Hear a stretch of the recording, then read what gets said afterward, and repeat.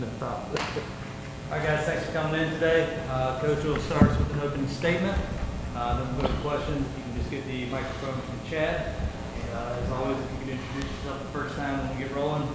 Coach, the floor is yours. Yeah, thank you, Juan, for being here, guys. Great day for the Eagles. Really finishing our winter recruiting cycle. As we all know with the NCAA, changes about each and every year as far as transfer portal and needs and adaptation. I think one of the most important things right now for a head coach to do is roster management. We really walked into this recruiting cycle just like last year in basically trying to follow a blueprint that has been very successful here, and that's being a developmental program that takes high school football players primarily from the state of Georgia and our footprint of the attached states of Florida, South Carolina, Tennessee, and Alabama, and really creating what we hope is to be a championship football team. And that foundation and that blueprint was very successful this year. When you look over the last two recruiting cycles, Georgia Southern has signed 40 now high school football players in the last two recruiting cycle.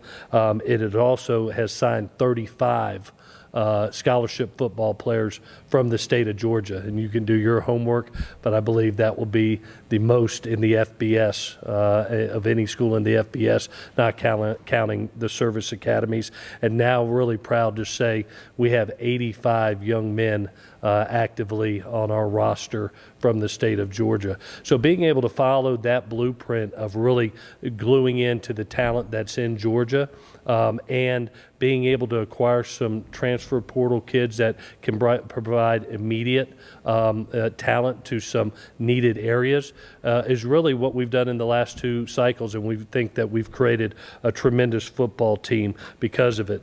Today, I'd like to introduce, you've had the opportunity in the December period and the January period to get to know a lot of kids that have come in, but today I'd like to introduce two more. And so anytime that you get to February, it's a little bit different than it was maybe a decade ago where this was the only signing day and you'd have a bunch of kids you're introducing.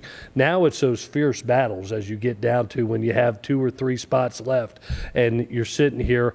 We had 2 young men that we had to fight and a lot for, and that's what you have to do to produce a championship football team is compete.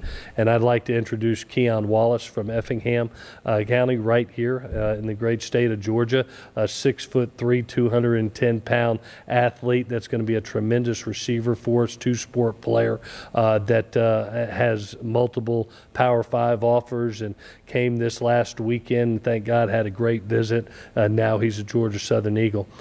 We also bring in Cayman Mathis, one of the top DBs that we feel in the country, out of a tremendous program in DeSoto High School in Texas. A great job by Coach Harris.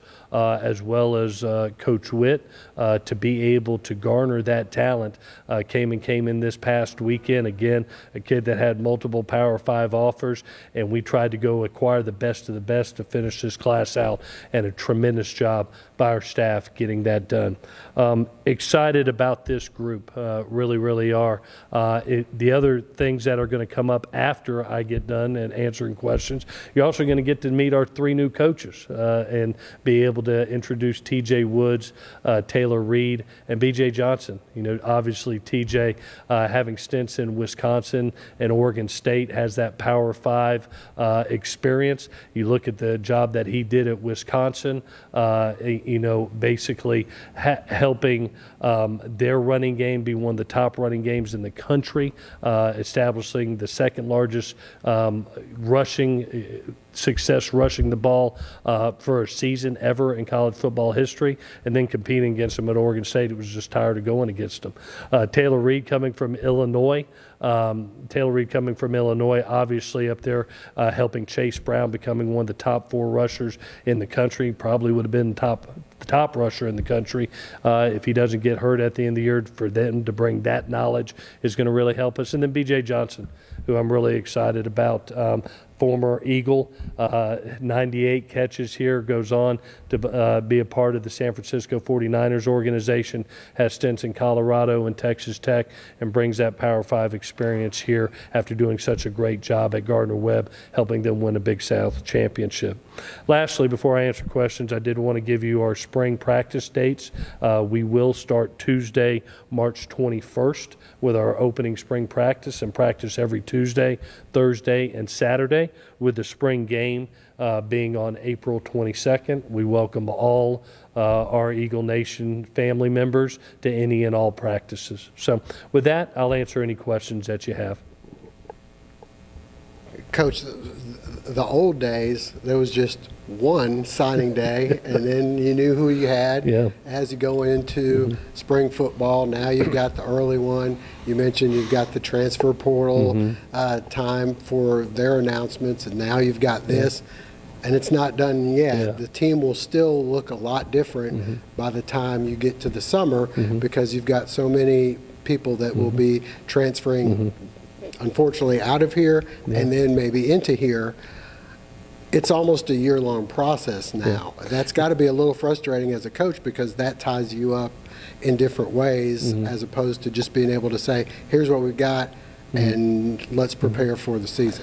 Yeah, you know, this has become the way of college football, and like I said earlier, I think really the main job of a head coach, not only being a CEO of a football team and leading a football team, is the roster management part. You almost become a general manager, with there being, you know, young men that go on the free agent market, basically.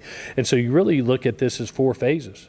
You know, you look at the early December signing period, which really becomes your high school and junior college area, where we signed 16 freshmen during that period of time, 3 junior college players. And then you have your second window, which is that transfer portal window that you're fighting all the way up until the start of school to bring young men in that fit specific needs.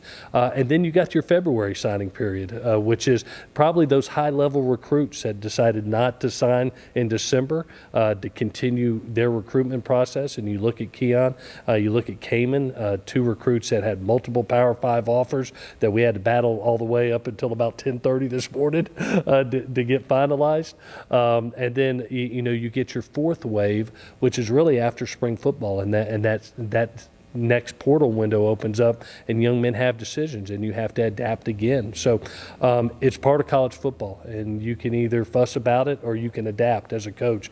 You know, like I said earlier, I just feel if we stick to our blueprint of being able to really be a developmental football team, sign great Georgia high school players as well as the attached states, and then just target the specific needs at certain positions within the portal, we're going to come up smelling like roses. I really believe that, and build a championship football team.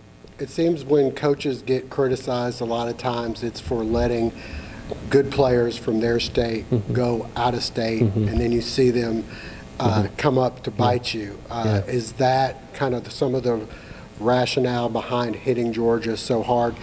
Without a doubt, though, you know, Georgia is top 2, maybe 3 in the country as far as states producing good high school players. Well, I'm so proud of this state now, having been within it for, you know, going into my 2nd season here. You look at the talent within this state and how well coached it is. Kids are college ready to come in here and play. You watched it last year. I watched Marcus Sanders and Jet Thompson and Dalen Cobb, even big men, Pishon Wembley and Latrell Bullard. You know, those guys are just, they are tremendously ready to play the football game at the college level. And so when you look up at this stadium and you see 6 national championships, the first thing you better see is, how did that get done? And that really got done by staying home and acquiring great local talent. And so that's why you see 35 young men in the last 2 recruiting cycles from the state of Georgia. And when you count walk-ons, 55 young men that we've brought onto our team from the state of Georgia, both scholarship and walk-on. So, you know, by doing that, I think you're keeping that local talent home. And we're very proud of that. That's going to be the top number in FBS, other than the military academies.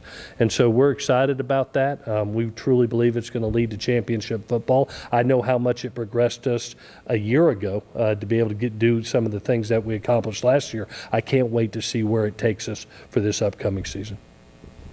Coach Joe Lamar from WSAV. What were some of the positions where you really wanted to focus on this recruiting cycle, where you really wanted to, increase the level of play?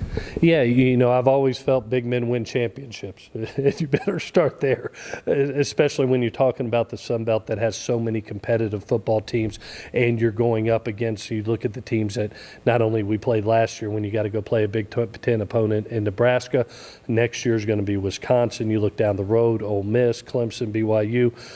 You better start up front. And so to be able to acquire the men that we acquired on the offense and defensive line, you see a heavy number of guys that were signed in both those areas. That was a primary focus for us. Not only, you saw in a mix of both young developmental players coming in and some specific targets as far as transfer, but I think it always starts up front. That's where we always start. It's the skill players are always fun. You go watch the tape of DeAndre Buchanan and you're going to just be smiling the whole tape. But at the end of the day, if you want to win championships, you better target big men. Thank you, guys. Appreciate you.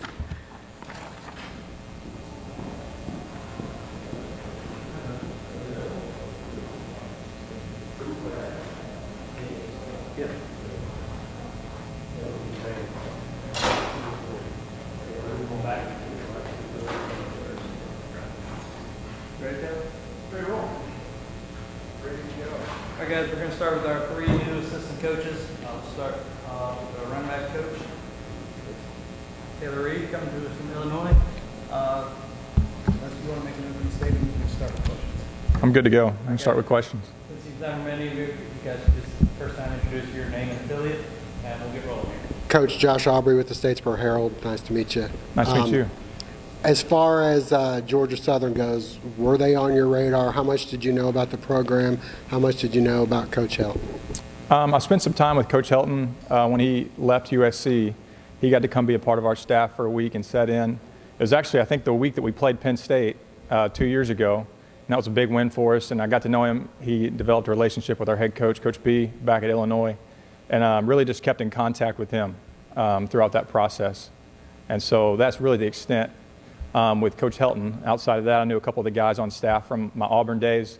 And then Coach Steiner, the head strength coach, he was actually my strength coach at UCA, so I have a ton of respect for him. I've been following his career as well. The program, Georgia Southern itself, did you know much about? I did a little bit. So, like, home for me is El Dorado, Arkansas. And so it's got a very South Arkansas feel here as well. And so I knew some of it from those days. Preston Aubrey, WJSL. What excites you most about coming here to Statesboro to Georgia Southern with this football team? I think the first thing you can say is the people that Coach Helton has built this program around, the people on his staff, the people in this building, and the players. I've been so impressed. I think from the time that I interviewed, you could feel the energy. You could feel the family environment that he's created. And I'm just very thankful that I get to bring my family here and be a part of that as well. Tell us about your room. Yeah. And the strengths of it, and what do you know about it? Obviously, I think day 3 on the job, so very new, but I've got to sit down and meet with them. I've been able to watch them work out the past couple days, and it's a very impressive room from top to bottom. Some experience coming back, some young guys that, like OJ, had some great carries last year and did some great things. Excited to get to work with them. And can't wait to just grow and build that relationship with them. Coach, kind of tell us what your next 2 weeks is going to be like here at Georgia Southern. Next 2 weeks, great question. After this, I'm flying back home for 2 days, so I get to see my twin boys that are 7 months and be with my wife for a little bit, and then coming back on Sunday. And from then, we're hitting the ground running. So we start those PRP workouts, we'll be back in the weight room with the guys. It's jumping into installs. It's really building that relationship with our running back roster and getting to know the staff as well as the system that we're doing. Thank you all. That's it. Can I introduce myself to just everyone?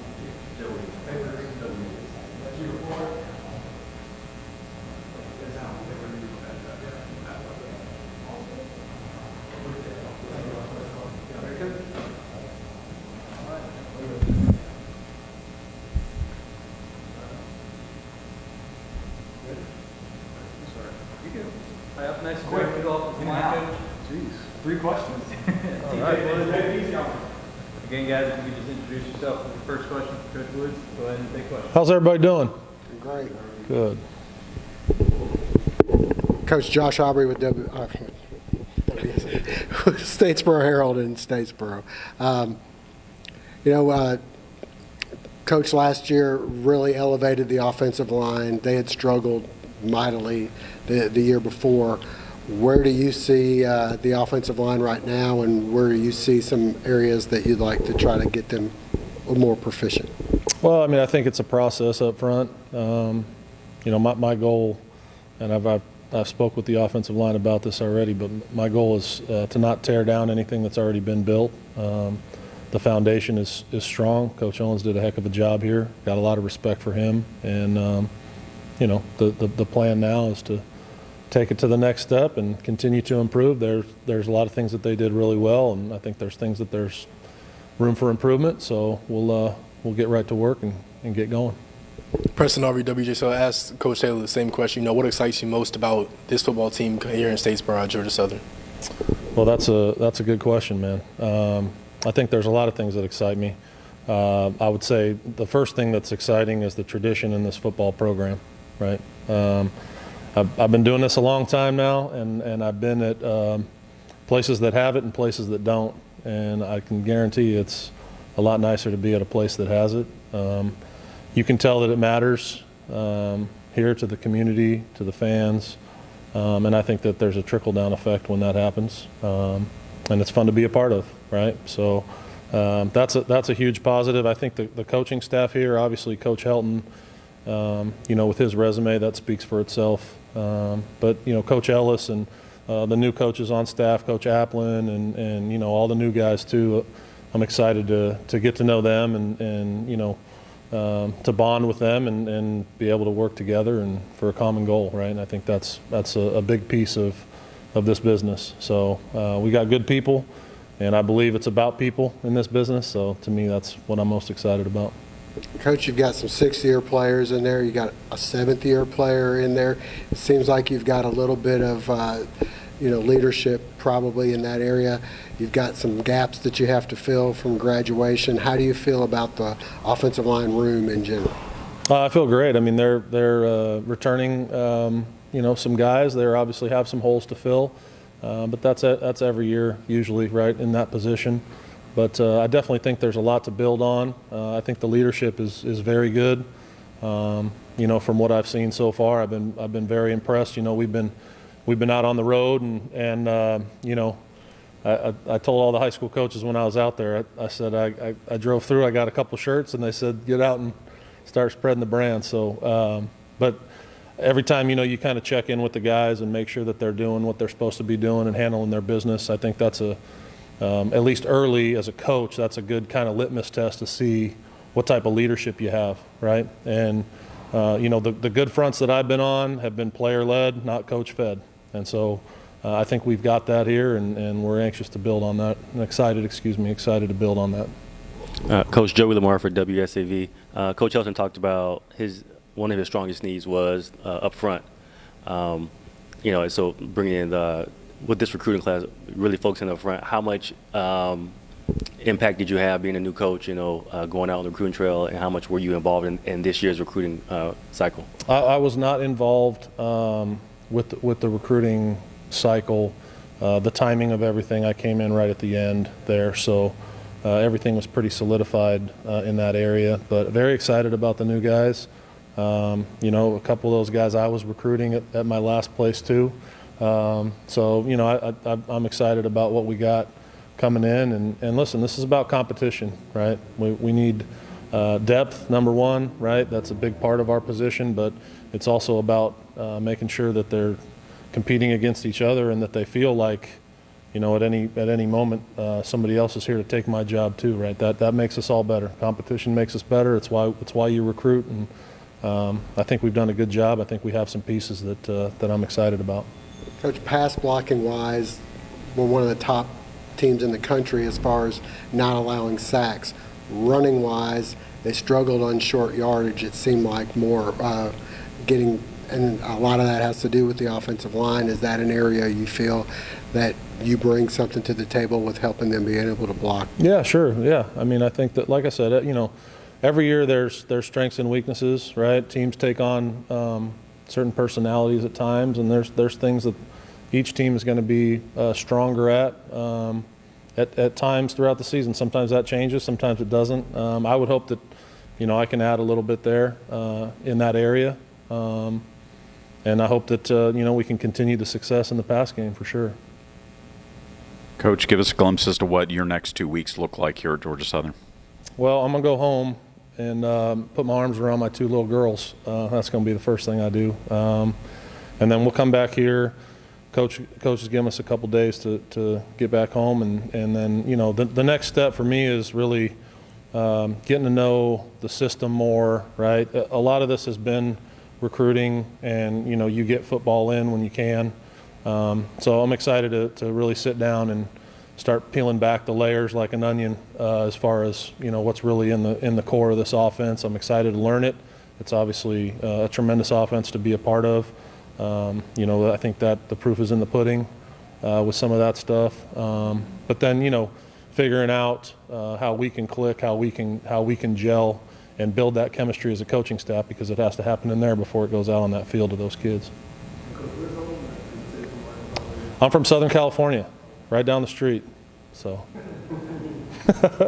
What kind of changes it from there to Statesboro? Well, there's several changes. I would say, I've been doing this a long time, so I've been outside the state of California for a long time. I've been in Wisconsin, I've been in Western Kentucky, I've been in the Northwest at Oregon State.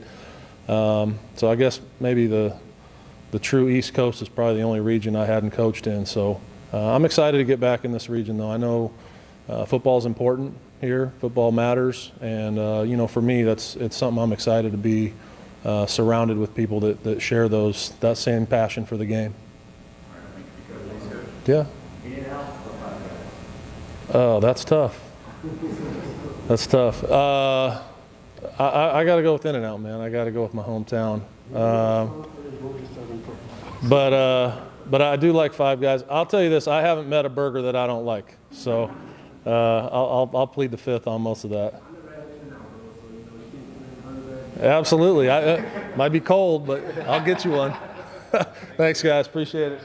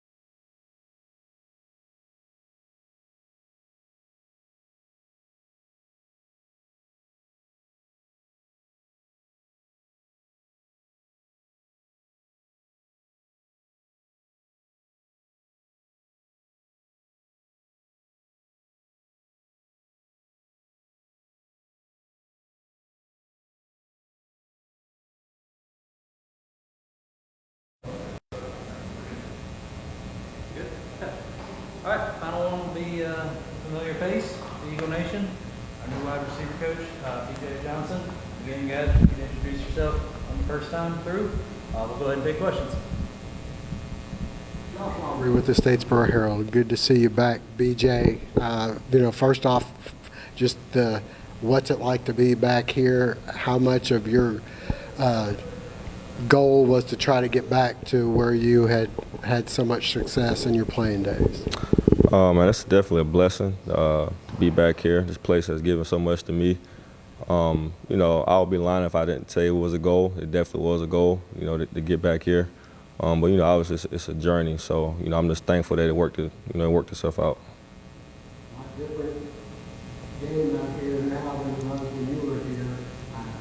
Who knows how many receptions you may have had if you were in this offense. The offense that you're running now,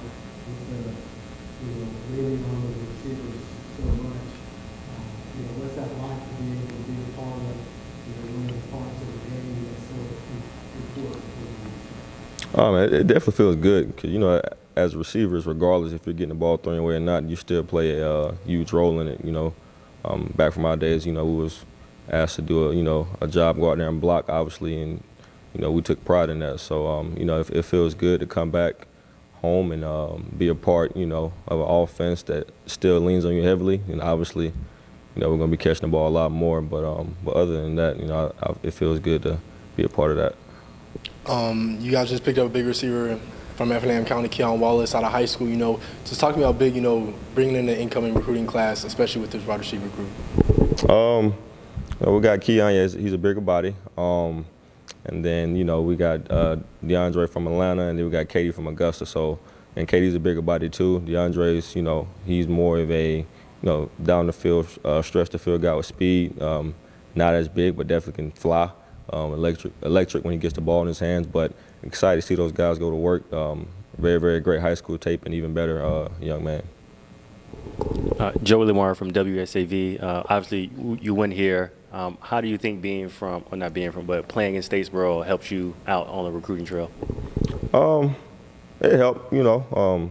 Definitely, it was an easy conversation piece whenever coaches ask, or, you know, the recruits that committed to us ask questions. How was my time here? It's easy to talk about it because I lived it, you know, for 5 years. And like I said before, this place means everything to me. So anytime anybody asks me a question, you know, it's without hesitation I can, you know, go in depth about my experience here and why it's such a special place. BJ, you've got a couple of pretty impressive guys coming through the transfer portal from Syracuse, from Pitt. The room was already fairly strong, a couple guys trying to come back from injuries. How do you see the wide receiver room, and where do you see the strengths? I feel like we definitely got guys like, you know, Derwin coming back, Caleb coming back. We got some young guys that are looking to step into their role. And, you know, obviously, like you said, we just went in the portal, and we got 2 older guys that are experienced that, you know, played football before. So definitely excited to see what those guys do. Watching the tape, I feel like we definitely have a lot of ability in the receiver room to make this offense go. What did you learn from your other stops, especially, you know, the ones in the Power 5 that you At the end of the day, football is football. So what I learned personally is just really is just the I guess you say details and with which people operate. You know, everybody's different. I learned, you know, details from, you know, certain coaches. You know, whether it's how we game plan or whether it's what we look for on film. But other than that, you know, every stop had obviously different lessons. But I would say overall, it was definitely details on how to execute and get certain stuff done. Coach, give us an idea of what your next 2 weeks look like on the job. Next 2 weeks, so in a couple of days, Coach Helton's giving us a chance to catch our breath a little bit. So we'll go home and we'll get stuff situated, and then once we come back next week, we actually get a chance to be around the guys more. We'll be in meetings, and we'll get a chance to do PRPs with the guys and, you know, kind of like walkthroughs and things of that nature. And then, you know, we'll just continue to build on that next 2 weeks, really next 5 weeks, excuse me. What's changed the most in Statesboro since you were here? Man, really nothing. Besides, we got a Publix now. We got a Publix, we got Chipotle. Other than that, man, it's still the same place. And that, you know, like I said, not to keep repeating myself, but that means a lot. You know, I can come back and see, like, man, this is still here, that's still here. You know, Nats, you know, that kind of upgraded, but it's still Nats at the end of the day. So not much has changed. Thank you. Appreciate y'all.